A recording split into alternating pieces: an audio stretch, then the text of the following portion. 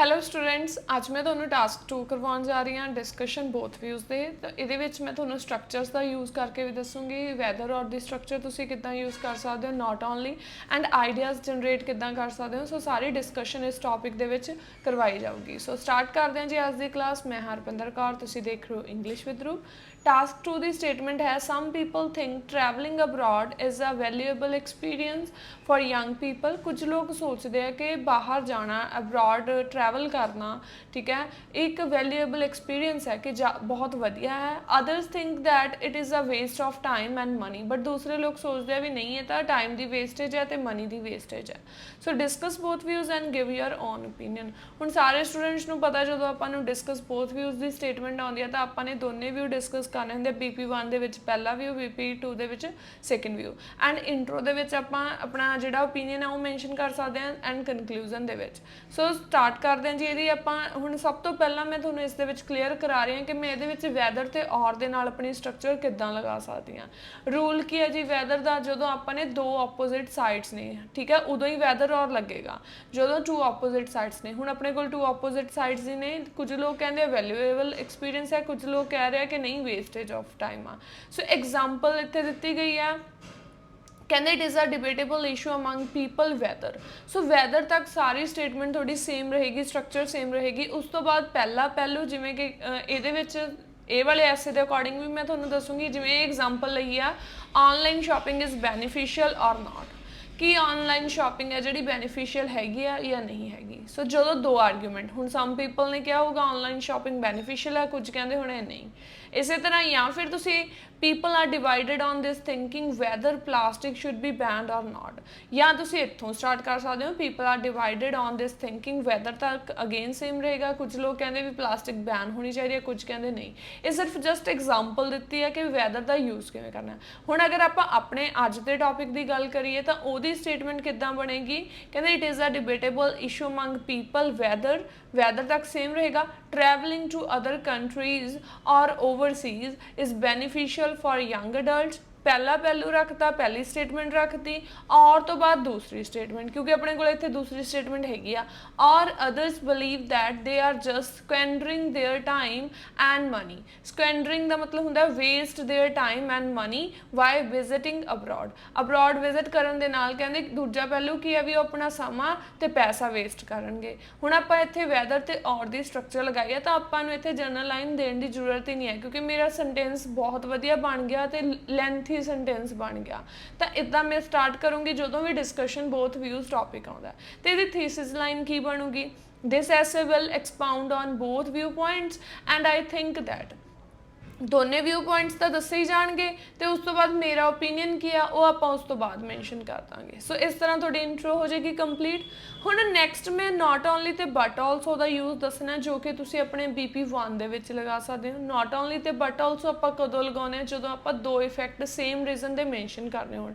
ਜਿਵੇਂ ਹੁਣ ਐਗਜ਼ਾਮਪਲ ਹੈ, environment pollution not only destroy the beauty of earth but also leads to various health problems among people. ਦੋਨੇ effect negative ਦੱਸੇ। Positive ਦੱਸਣੇ ਆ ਤਾਂ ਤੁਸੀਂ ਪੋਜ਼ੀਟਿਵ ਕਹਿ ਸਕਦੇ ਹੋ। Daily exercise is not only beneficial for physical health but also for mental health. So ਇਹ ਟਾਸਕ 2 ਦੇ ਵਿੱਚ ਤੁਸੀਂ ਨਾਟ ਓਨਲੀ ਤੇ ਬਟ ਆਲਸੋ ਜਦੋਂ ਦੋ ਸੇਮ ਇਫੈਕਟ ਦੱਸਣੇ, ਜਾਂ ਤਾਂ ਦੋਨੇ ਪੋਜ਼ੀਟਿਵ ਜਾਂ ਦੋਨੇ ਨੈਗੇਟਿਵ। ਸੋ ਹੁਣ ਮੈਂ ਇਸ ਜਿਹੜਾ ਆਪਾਂ ਅੱਜ ਦਾ ਐਸੇ ਆ ਉਹਦੇ ਵਿੱਚ ਯੂਜ਼ ਕਰਕੇ ਦਿਖਾ ਰਹੀ ਹਾਂ। ਤੁਸੀਂ BP ਕਿੱਦਾਂ ਸਟਾਰਟ ਕਰੋਗੇ? ਇਨੀਸ਼ੀਏਟਿੰਗ with those who believe that traveling abroad is valuable experience as it offers numerous advantages। ਕਿਉਂਕਿ ਇਹ ਬਹੁਤ ਸਾਰੇ advantages offer ਕਰਦਾ ਹੈ। ਜਿਹੜੇ ਲੋਕ ਕਹਿੰਦੇ ਇਹ ਸੋਚਦੇ ਨੇ ਵੀ ਇੱਕ valuable experience ਹੈ। Firstly, it provides an opportunity for young people to broaden their horizons and gain exposure to different cultures, languages and perspectives। ਸੋ ਕਹਿੰਦੇ ਇਹਦੇ ਨਾਲ ਕੀ ਹੋਗਾ? broaden their horizon, ਮਤਲਬ ਕਿ ਉਹਨਾਂ ਦੀ knowledge improve ਹੋਏਗੀ, knowledge ਵਧੇਗੀ, ਠੀਕ ਹੈ। ਉਹਨਾਂ ਨੂੰ ਅਲੱਗ-ਅਲੱਗ ਐਕਸਪੋਜ਼ਰ ਮਿਲੂਗਾ, ਅਲੱਗ-ਅਲੱਗ ਕਲਚਰ ਦਾ, ਲੈਂਗੁਏਜ ਸਿੱਖਣ ਨੂੰ ਮਿਲੇਗੀ ਐਂਡ ਡਿਫਰੈਂਟ ਪਰਸਪੈਕਟਿਵਸ।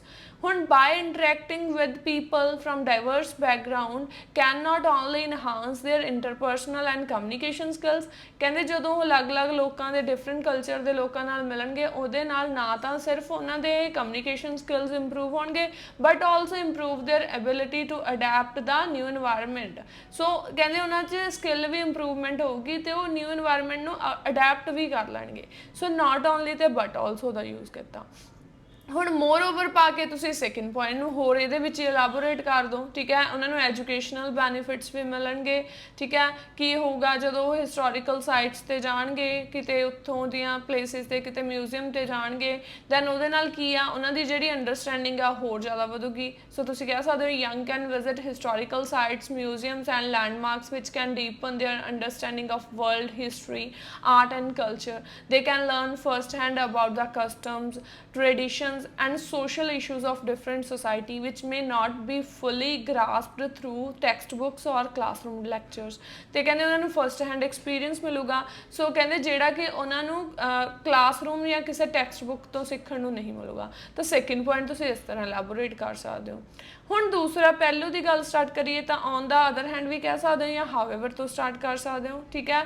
ਉਹਦੇ ਵਿੱਚ ਕਿਹੜੇ ਕਿਹੜੇ ਪੁਆਇੰਟ ਆ ਜਾਣਗੇ ਤੁਸੀਂ ਲਿਖ ਸਕਦੇ ਹੋ, ਜਿਵੇਂ however some people believe that travelling abroad can be waste of time and money for young people because traveling in foreign countries is costly। ਉਹਨਾਂ ਨੂੰ costly ਲੱਗਦਾ ਹੈ, ਠੀਕ ਹੈ। living there and traveling to different parts of the country is expensive। ਉੱਥੇ ਰਹਿਣਾ ਮਹਿੰਗਾ ਹੈ। for visitors visiting there also requires a lot of time। so coffee time ਦੀ ਜ਼ਰੂਰਤ ਹੁੰਦੀ ਹੈ। in addition critics also point out that not all travel experiences are meaningful। ਤੇ ਕਹਿੰਦੇ ਕੁਝ ਲੋਕ ਇਹ ਵੀ ਜਿਹੜੇ ਹੁਣ opponents ਨੇ, critics ਕੌਣ ਹੁੰਦੇ ਆ opponents, ਕਹਿੰਦੇ ਉਹ ਸੋਚਦੇ ਆ ਵੀ ਸਾਰਾ ਐਕਸਪੀਰੀਅੰਸ ਹਮੇਸ਼ਾ ਗੁੱਡ ਨਹੀਂ ਹੁੰਦਾ, ਵੀ ਆਲ ਟਾਈਮ ਆਪਾਂ ਕਹਦੇ ਵੀ ਮੀਨਿੰਗਫੁਲ ਨਹੀਂ ਹੁੰਦਾ। They argue that some young people engage in bad companies ਜਾਂ ਬੈਡ ਐਕਟੀਵਿਟੀਜ਼ ਦੇ ਵਿੱਚ ਇਨਵੋਲਵ ਹੋ ਜਾਂਦੇ। ਇੰਗੇਜ ਦਾ ਮਤਲਬ ਇਨਵੋਲਵ। ਇੱਕ ਗੱਲ ਦਾ ਇਹ ਧਿਆਨ ਰੱਖਣਾ, ਜਿਹੜਾ ਤੁਸੀਂ BP1 ਦੇ ਵਿੱਚ ਪੁਆਇੰਟ ਦਿੱਤਾ ਉਹਨੂੰ ਪੁਆਇੰਟ ਨੂੰ ਕੌਂਟਰਾਡਿਕਟ ਨਾ ਕਰ ਰਿਹਾ ਹੋਵੇ। ਜੇ ਮੈਂ ਉੱਪਰ ਪੁਆਇੰਟ ਇੱਦਾਂ ਦਾ ਦਿੱਤਾ ਤਾਂ ਉਹ ਨੀਚੇ ਵਾਲੇ ਪੁਆਇੰਟ ਦੇ ਨਾਲ ਕੌਂਟਰਾਡਿਕਸ਼ਨ ਨਾ ਹੋਵੇ। ਸੋ ਤੁਸੀਂ ਇਸ ਤਰ੍ਹਾਂ ਦੇ ਪੁਆਇੰਟ ਸੋਚ ਕੇ ਲਿਖਣੇ ਹੁੰਦੇ ਆ, ਠੀਕ ਹੈ ਜੀ। ਸੋ ਜੇ ਮੈਂ ਇਹਦੇ ਵਿੱਚ ਪੁਆਇੰਟਸ ਲਿਖਣਾ ਹੈ, ਜੇ ਮੰਨ ਲਓ ਤੁਹਾਨੂੰ ਉੱਪਰ ਕੋਈ ਸਕਿਪ ਕਰਨਾ ਪਊਗਾ ਜੇ ਆਪਣੀ ਕੌਂਟਰਾਡਿਕਸ਼ਨ ਹੋ ਰਹੀ ਆ ਤਾਂ ਅਲੱਗ ਦਾ ਪੁਆਇੰਟ ਲਿਖਣਾ ਪਊਗਾ। ਸੋ ਕਨਕਲੂਜਨ ਦੇ ਵਿੱਚ ਆਪਾਂ ਅਗੇਨ ਇਹੀ ਕਹਾਂਗੇ, while travelling abroad can provide valuable experience and benefits for young people it is not without it's drawbacks and limitations. ਠੀਕ ਹੈ ਵੀ ਹਾਂ ਇਹਦੇ ਡਰੋਬੈਕਸ ਵੀ ਹੈਗੇ ਆ, ਵੀ ਵੈਲਿਊਏਬਲ ਐਕਸਪੀਰੀਅੰਸ ਵੀ ਪ੍ਰੋਵਾਈਡ ਕਰਦਾ। ਸਟਿਲ ਫਿਰ ਵੀ ਮੇਰਾ ਮੰਨਣਾ, I believe that this practice is beneficial for their future development. ਪਰ ਇਹ ਜਿਹੜੀ ਪ੍ਰੈਕਟਿਸ ਹੈ ਕਹਿੰਦੇ ਉਹ ਬੈਨੀਫੀਸ਼ੀਅਲ ਹੈ ਉਹਨਾਂ ਦੇ ਫਿਊਚਰ ਡਿਵੈਲਪਮੈਂਟ ਦੇ ਲਈ। ਸੋ ਇਹਦੇ ਵਿੱਚ ਆਪਾਂ ਅਲੱਗ-ਅਲੱਗ ਸਟਰਕਚਰਸ ਦਾ ਯੂਜ਼ ਕੀਤਾ ਹੈ, ਤਾਂ ਤੁਸੀਂ ਵੀ ਯੂਜ਼ ਕਰ ਸਕਦੇ ਹੋ, ਜਿਹਦੇ ਨਾਲ ਤੁਹਾਡੀ ਰਾਈਟਿੰਗ ਬਹੁਤ ਜ਼ਿਆਦਾ ਵਧੀਆ ਇੰਪਰੂਵ ਹੋ ਸਕਦੀ ਆ। ਓਕੇ ਫਰੈਂਡਸ, ਜੇ ਤੁਹਾਨੂੰ ਮੇਰੀ ਅੱਜ ਦੀ ਕਲਾਸ ਵਧੀਆ ਲੱਗੀ ਲਾਈਕ ਤੇ ਕਮੈਂਟ ਕਰਕੇ ਜ਼ਰੂਰ ਦੱਸਣਾ। ਮਿਲਦੇ ਹਾਂ ਜੀ ਨਵੇਂ ਟੌਪਿਕ ਦੇ ਨਾਲ। Bye bye, take care.